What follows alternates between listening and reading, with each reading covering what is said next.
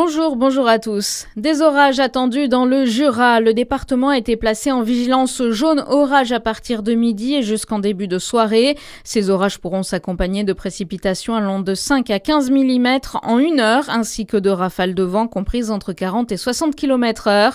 Il est conseillé de reporter ses déplacements. La Côte d'Or et la Saône-et-Loire sont aussi concernés. Les départements obtiennent une rallonge de 600 millions d'euros, annonce du Premier ministre à l'occasion des assises de l'Assemblée des départements de France à Albi. Le président de l'ADF et président du département de Côte d'Or, François Sauvadet, reste toutefois prudent et enjoint les parlementaires à valider le budget avec cette enveloppe, alors que la pression financière pèse de plus en plus sur des collectivités. Un dispositif pour inciter les particuliers à investir dans le logement locatif abordable. Un statut du bailleur privé a été voté hier soir à l'Assemblée. Il prévoit un amortissement fiscal plus avantageux pour ceux qui achètent un logement pour le louer. Et les députés placés au repos forcé ce week-end, il n'y aura pas de débat dans l'hémicycle en raison d'une fatigue générale. L'examen de la partie recette du budget reprendra lundi.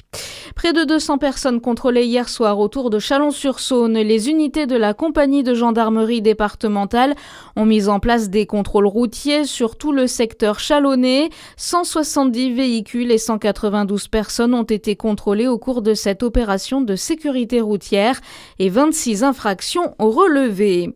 À Besançon, L214 invite la population à interpeller les députés. L'association de défense des animaux organise une mobilisation place du 8 septembre à Besançon afin de dénoncer l'élevage intensif et d'appeler les députés du Doubs à s'engager pour une transition agricole. Et puis du foot, Quetigny reçoit l'AS Saint-Etienne ce soir, match pour le compte du 7e tour de la Coupe de France. Bonne journée sur Fréquence Plus.